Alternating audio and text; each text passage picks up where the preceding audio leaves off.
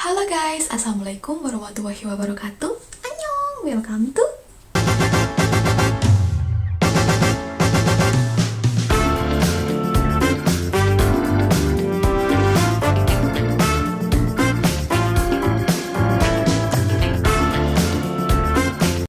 sesuai dengan judul hari ini, aku bakal membahas perjalananku.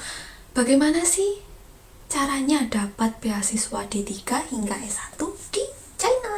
Check this out. Oke, pada tahun akhir 2018, tepatnya 6 tahun yang lalu, sekolahku mengadakan kerjasama dengan Dinas Pendidikan yang mengadakan pameran beasiswa ke China. Ya, tepatnya di kota Tianjin. Kalau kalian belum tahu, Tianjin itu terletak di mana sih? Tianjin itu terletak dekat dengan ibu kota China, yaitu Beijing. Nah, kalau misalnya kalian dari Tianjin mau ke Beijing, nah kalian cuma memerlukan waktu 30 menit aja lewat kereta cepat. Nah, kereta cepat ini seperti yang barusan ada di Indonesia ya, yang namanya WUS itu. Kalau misalnya kalian naik motor atau naik mobil dari Tianjin ke Beijing, itu bisa menempuh waktu sekitar 4-5 jam. Nah, setelah itu dari Malang, aku ke Surabaya untuk melihat pameran dari beasiswa-beasiswa yang tersedia. Setelah itu, ada salah satu kampus yang membuatku tertarik dengan sesuai jurusanku ya, yaitu jurusanku mekatronik. Kalau kalian belum tahu mekatronik itu apa, mekatronik itu gabungan dari mekanik dan elektronik. Setelah itu, aku mendapatkan brosur dan persyaratannya. Nah, persyaratannya itu sekitar ada 5. Yang pertama, harus ada transkrip nilai dari semester 1 sampai 5, dan nilai tersebut tidak boleh di bawah 80 ya, harus 80 ke atas. Lalu ada ada sertifikat lomba-lomba, itu bisa jadi nilai plus kalian. Lalu ada medical check up ya, medical check up. Lalu misal kalau dari kampus kalian membutuhkan TOEFL itu harus diikut sertakan juga ya. Kalau HSK ini nggak wajib, jadi tergantung kampusnya sendiri HSK, soalnya ini baru D3. D3 itu pasti akan di satu semester itu bakal belajar Mandarin langsung di sana gitu. Setelah itu aku mengapply lah sesuai dengan persyaratan tersebut. Menunggu selama 2 bulan, alhamdulillah namaku tertera di kampus tersebut. Dari 99 anak, yang keterima hanya 9 anak, tapi yang berangkat hanya 4 anak dari Jawa Timur. Setelah menerima bahwa aku diterima di kampus tersebut, lalu aku menyiapkan dokumen selanjutnya. Dokumen selanjutnya itu berupa paspor pastinya ya, paspor, visa. Lalu dari kampus tersebut menerima admission letter, lalu bukti bahwa diterima beasiswa. Kebetulan beasiswaku pada waktu itu adalah partial. Kalau yang belum tahu partial itu apa, partial itu setengah dari beasiswa full. Jadi kayak biaya asrama dan biaya sekolah itu sekolah yang nanggung, tapi biaya hidup aku yang nanggung sendiri gitu.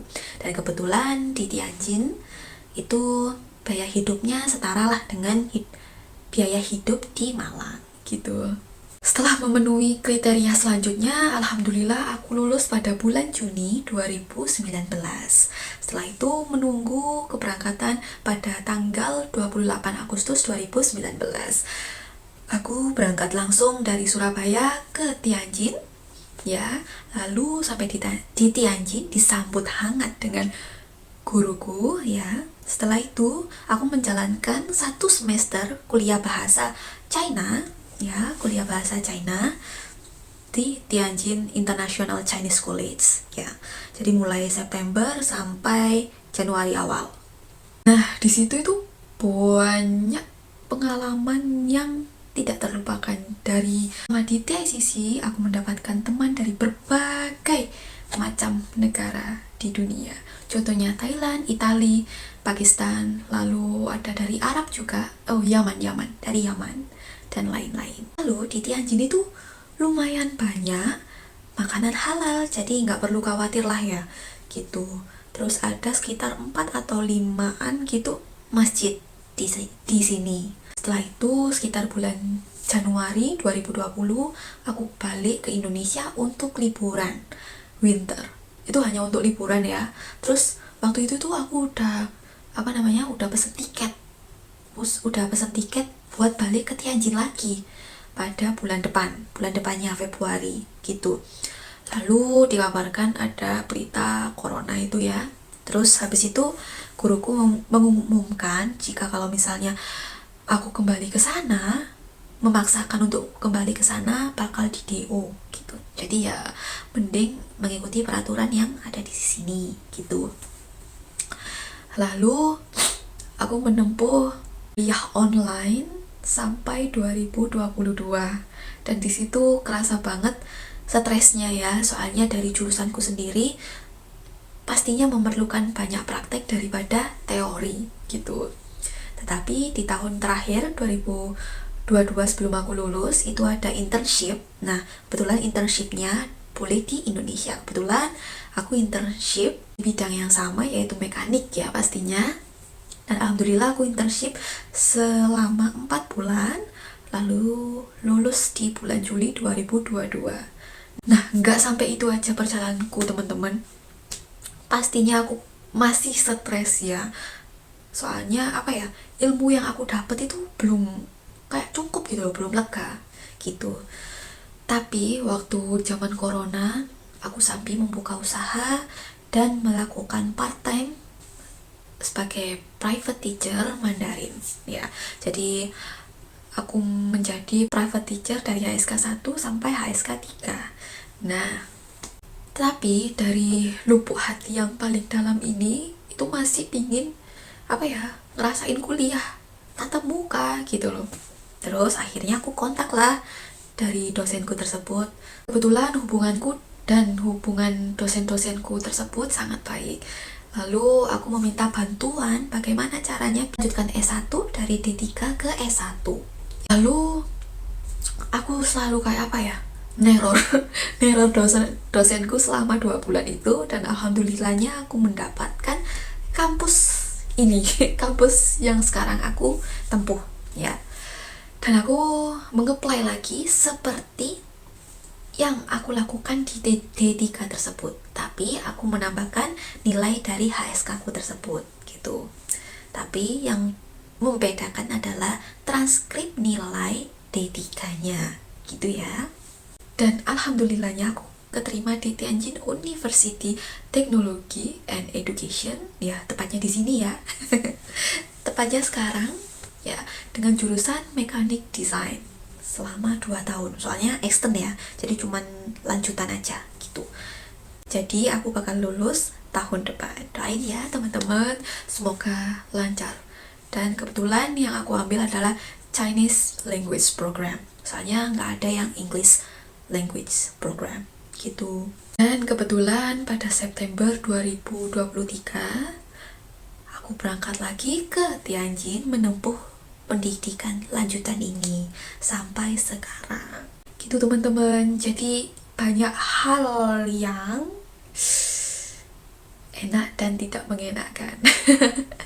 Ya itulah pelajaran hidup ya. Jadi untuk sekarang aku mendapatkan beasiswa berupa TGS yaitu Tianjin Government Scholarship. Bedanya beasiswaku yang dulu sama beasiswaku yang sekarang, kalau yang D3 itu beasiswa langsung dari kampusku. Jadi kayak kampusku memberikan beasiswa kepada aku ya. Terus habis itu yang sekarang aku mendapatkan beasiswa Tianjin Government Scholarship. Jadi untuk biaya biaya hidup itu per bulannya sekitar 1.500 yuan, sekitar 3 jutaan lebih lah ya gitu. Nah perjalanannya itu pastinya ya nggak semulus itu, pastinya adalah ya rintangan, tapi rintangan itu ya harus dihadapin. Aku itu ada kayak minus sekarang, jadi mungkin kebanyakan ngomong bahasa Mandarin sama bahasa Inggris. Nah kadang itu kalau udah malam otak itu sering konslet, jadi ngomong itu campur-campur. Kelebihan di sini pastinya lebih enak dan kamarku sekarang adalah single, jadi kamarku ini single room, jadi lebih privasinya terjaga ya. Kalian jangan khawatir, di video selanjutnya aku bakal menunjukkan kehidupan sehari-hariku sebagai mahasiswa di luar negeri. Oke, terima kasih telah menonton video pertamaku setelah sekian lama nggak upload. Jangan lupa like, subscribe, dan share ke teman-teman kalian yang ingin kuliah di luar negeri. Oke, assalamualaikum warahmatullahi wabarakatuh.